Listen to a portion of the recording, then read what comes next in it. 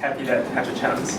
So we decided to divide the labor, the work, that for today's presentation. What I'll do for the very first half is to present a framework or a way of thinking about what we may be able to think about sex and gender issues related to autism. And then Will go on to talk more about empirical data, especially on the aspect of development.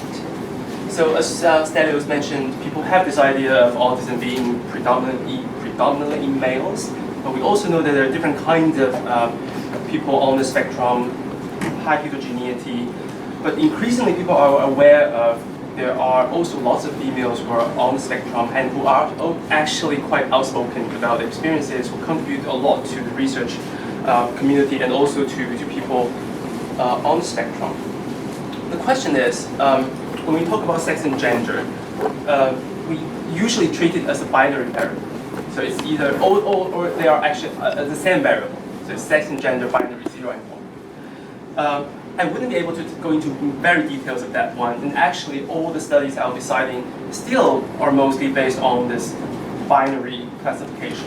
But just as a warning, I think we should be careful about how we treat sex and gender as research constructs. So this is just one example about when you talk about sex differences, it could be persistent, it could be transient, it could be on average sex differences, in this case, which actually happens to be for most of the human characteristics.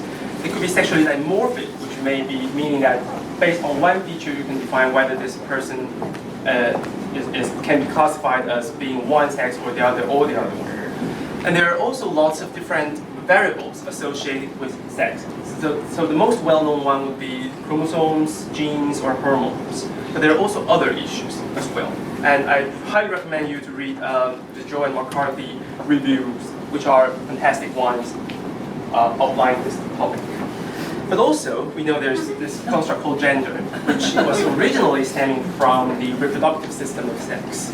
And then it becomes something outside of this person, so it's quite social-cultural. And it tends to be binarized. But we also know it's not that simple. So there are different kinds of gender expressions, gender identities, and gendered constructs. And gendered context can vary across different social-cultural backgrounds. So there are a range of gendered variables as well. And again, there's a nice read from National Geographic. I think it's January this year. So when I started diving into this field about less than 10 years ago, so I'm still a young investigator. I mean, when I read the literatures, I mean, there are lots of issues surrounding sex and gender and autism. But then when you dive it further, you found it's actually not a simple question. It's actually multiple questions when you ask issues about sex and gender. So my colleagues and I try to classify things, systemizing things, about what are the questions that people are interested in, and what are the research, what are informative for research. And we found that there are different levels of investigations. So at the very first level, it could be you're asking about how autism is defined, or even how autism is diagnosed in different sexes, at least in males and females. And that's really about the nosological aspects of autism and about the diagnostic process of autism. There are lots of studies, what we call level 2, is about identifying similarities and differences for males and females on the spectrum. And those can probably inform etiologies, and that has been done 40 years ago, people trying to infer etiologies of autism, what's protective for females based on the symptomatology shown, sex differences in symptomatology back in 30, 40 years ago. And also, the sex ratio can also imply what are the specific mechanisms, so not generally females are protected, like why and how, what are the convergence of those mechanisms. And there's a range of different questions that people can ask. So for example, there would be, why are there more males being diagnosed? Why are there more males being identified? Is that related to diagnostic practice? Or is that related to the instruments, how they are constructed? Or how autism is defined, actually, in the first place? They're mainly defined by male features. But also, the investigation of male-female differences in that scenario can probably inform the different aspects of etiologies of autism. And I think there's a good way of representing that is, there's one big problem about how sex and gender moderates the presentation of autism, including the identification of that. And then the second level would be how the sex and gender moderates the emergence of autism, meaning the mechanistic part, the developmental part of it. So I will try to touch a little bit of both for today, just to give you a few empirical examples about how people try to approach it. So the very first thing is that, as Salo mentions, this is the sentence that we quoted in the textbook. And I think what we know is that, yes, it is a male predominant one, but not hugely. And the implication of that is many females are underrecognized. And I mean, in the literature, usually that's what I wrote in my papers before this year, actually. So I always cited, there's the 4-to-5-1 ratio conventionally, and people always go back to Eric Holmes' reviews and epidemiological studies here and there about that ratio. But there's some interesting finding that some population level studies show the lower ratio. And if you look into infant sibling study, it's actually even lower. So when you track these children from birth, and when they already have an older sibling on the spectrum, and then you track the sex ratio, it's not as high as 4-to-5 to 1. Will and his team did a fantastic work, just published this year on the Orange Journal, basically a meta-analysis about the sex ratios in the epidemiological studies. So not surprisingly, sorry for the small font, the overall sex ratio in the epidemiological studies are 4.2 to 1. Okay, that's confirmative. But if you divide this studies into passive case ascertainment, which means that you collect data from the clinical samples. So those are originally identified clinically. From those studies from active case ascertainment, meaning that you go into the community, screen for people, and then identify them using a gold standard measurement. You see different ratios.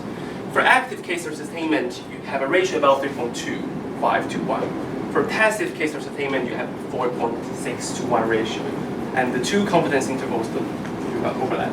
Meaning that based on this different ascertainment method, you see different sex ratios. Not hugely, but they are different. So the meaning of that is there might be some females, they are missed, they're not identified by regular clinical practice. But if you go into the community and trying to do things properly in an epidemiologically sound way, you do identify them. And that's another data set from the Nordic countries in Danish registry. You see it is improving in terms of the identification of females over the years. So these are on the y-axis is male-female ratio, and these are over the years the sex ratio of different ICD-10 diagnoses. You see that for childhood autism or autistic disorder, it doesn't change a lot. But for Asperger's syndrome in ICD-10 actually changes quite a bit. So from 20 years ago, people always cite this, for higher functioning autism, you have 8-to-1 ratio, but now, 2010, it's actually about 3-to-1 as well. So they do identify better people with autism, especially females on the spectrum. Now, people are asking, why are females less identified? There are some studies recently claiming that, well, they are different. And that's why they're less identified. And my response would usually be, possibly, but what do you mean by different? That's something to be asked. And I believe, and this is what we wrote in the paper, but it's actually from the reviewer, and I believe the reviewer should be Tom Fraser. So he or she inspired us about thinking about measurement issue. So when we say there are sex differences in terms of the presentation of autism, what do we really mean? The first question is, are we referring to two different conditions? So there's a male autism and there's a female autism. And the criteria for that actually differs by sex. So that's a sex difference. But in that case, you have basically two different conditions, two nosologies. So are you saying that it's social communication difficulties plus RBI in male, but social communication difficulties plus RBI plus emotional regulation in females? If you define it that way, that's different. But that's probably not the best way to go forward. Because we don't really have a condition in mental health and physical health that follow that idea. So the consensus would be, okay, at a very abstract and broad level, social communication difficulties and repetitive stereotype behaviors, that applies to everyone, for all sexes and all genders. Now, if that's the case, then the differences may happen in two different levels. One is at the psychometric level.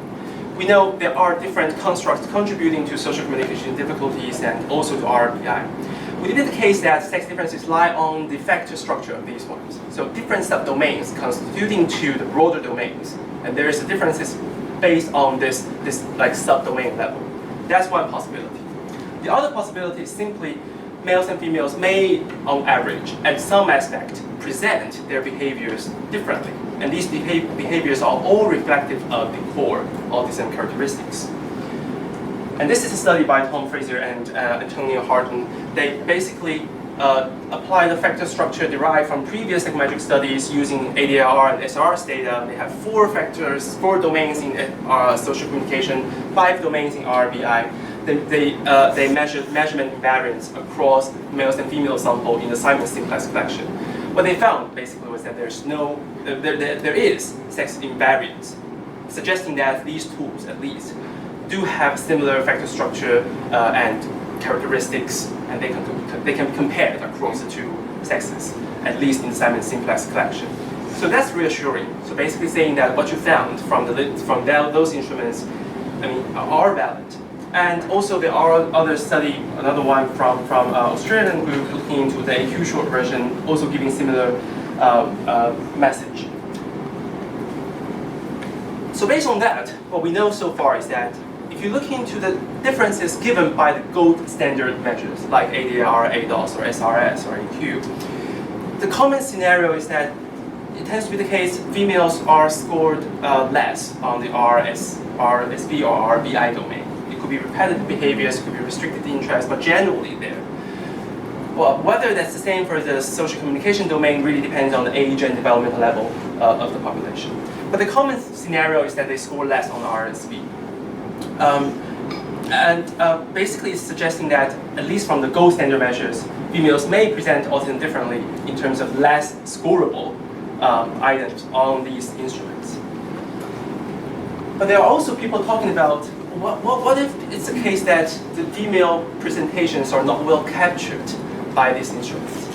If that's the case, for example, this female presents with some repetitive stereotype behaviors, but just not captured by the clinician or not scorable on an ADR. If that's missed, then what's happening? There are some anecdotal and clinical reports about possible differences that's not well captured by the gold standard instruments so far. But again, these are autobiographical, these are anecdotal. We still do not have enough empirical data to dive into those, and simply because we don't have enough measurement to cover these features outside the gold standard instruments. But the possibilities are there are more social interest and motivations in females. Is it from biological or is it from gendered context? We don't know. There might be heightened emotion contagion or affective empathy, which is very interesting. We have lots of females and women reporting saying that they can feel others' emotions. And sometimes the emotional contagion is just so strong. So they actually are bothered quite a lot by others' emotions. So it's not feeling others, it's actually overfeeling probably. There may be increased imagination in terms of fantasy, not necessarily the agency part of it, but the fantasized world. There might be more friendships, but with different quality.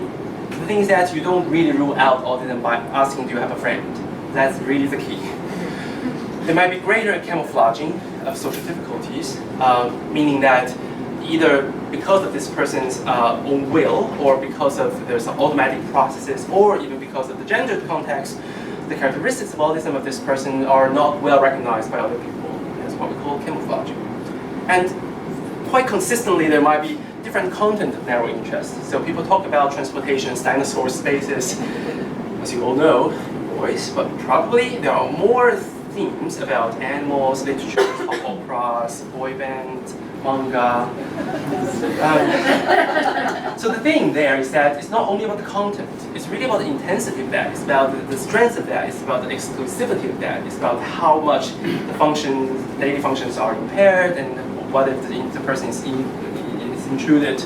It's all these questions we ask for identifying a research interest. Those are really important. So we should be careful not to rule out autism again by seeing a normal or typical hobby, which is intense for females. A student will And as we all, we did this study, and Laura constructed what's underlying camouflaging by doing a qualitative study using survey for adults with autism. And Laura came up with these beautiful themes, which suggest that for camouflaging, there may be different mechanisms. For example, be compensations like learning how to talk to people, learning how to look into others' eyes, learning how to use gestures properly. Or there be masking behaviors like inhibiting one's repetitive behaviors, inhibiting stimming, something like that. The reason for starting to do camouflaging or motivating the person to camouflage would be to assimilate with the neurotypical population and to keep one's job, for example, and just to avoid being bullied. All this kind of like trying to mask oneself in order to survive. Okay. But there are consequences of that. For example, there may be feelings of exhaustion and falling to pieces. I'm not sure about what my true self is. It's like hiding. And also, people may actually have a stereotypical view that you're actually not autistic because you camouflage well. And people are so used to camouflaging if they are young women or women already, and even in front of the healthcare professionals, they automatically camouflage. So even the healthcare professional cannot recognize their difficulties.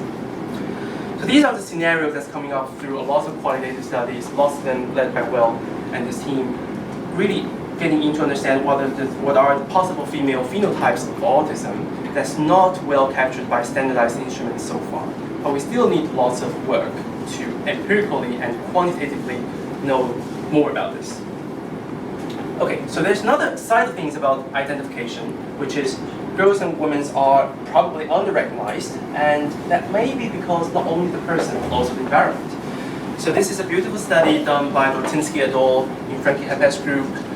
They analyzed data from the test sample, which is a population-based twin sample in the UK. They analyzed people who have high CAST score, which is a dimensional measure on childhood presentations of autism-related traits. And they compared that between people who have high CAST score but who do not have an autism diagnosis with those who have autism diagnosis, clinical diagnosis in the sample. And as you can see, in girls, between those who have quite equivalent CAST scores, but between those who have autism diagnosis versus those do not, those who have diagnosis tend to have more clinical issues. Could be intellectual functioning issues or behavioral issues. And that difference is less in the male population. And the idea there is that if you're a female, you have heightened autistic traits. In order for you to have a clinical diagnosis of autism, you might need to also present more of other issues, for example, behavioral issues, emotional issues, or intellectual functioning issues. And that idea or that observation has been replicated in a Dutch sample. It's published this year. It's going to be published in paper in August from Dutch group, basically suggesting that the parent report emotional behavior problems is actually predictive of an autism diagnosis more for females than males. And again, the message is that for a female to be diagnosed with autism, you probably need to have more concurrent issues. So that goes into the idea of there might be something for those females who do not present with other conditions to be less easily recognized by ordinary clinical practice. And I always recommend this beautiful review by Chrysler and White, talking about how the gendered environment can have an impact to the manifestation of autism. So how one take on the gendered influences. So I need to be polite, I need to be a ladylike person, I need to, I just need to be social, I need to hug every person that I meet, just to be kind, and how that might interfere or modulate my presentations as a person, which might be reflecting lots of autism characteristics. And also how that may be influencing the extent people can identify their autistic characteristics. So an isolated young girl, is she only being identified as being shy, or is her social difficulty also being identified? That's actually highly relevant to the teachers, parents, healthcare professionals' observation. But again, we don't have lots of solid studies getting into this domain at all. Really. It's a gendered effect on autism presentation and identification. I mean, there are lots of theories, but not too many empirical studies so far. I want to talk a little bit about the emergent side of things, not too much. So the general idea is that females are more protected. So you need more hits or more changes or more risk factors for females to be diagnosed with autism. That's what this means. And I think through the accumulation of theories and empirical evidences, we still have quite inconsistent findings there. And you'll know what I mean quite soon. So for genetic studies, that's quite converging. If you have large enough sample and you analyze the amount of mutations, especially, for example, copy number variations or single nucleotide variants, you do see a heightened load of genetic mutations in females with autism compared to males with autism, compared to their same-sex siblings. So that's suggesting that, yes, in order to be diagnosed clinically with autism, you probably need more genetic changes. But again, you only see significant findings in large enough samples at the genetic aspect.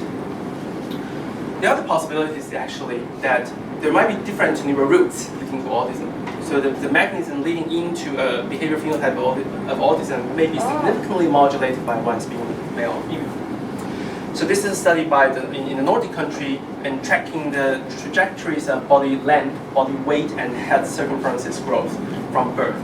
What they found was on the y-axis is that standardized scores.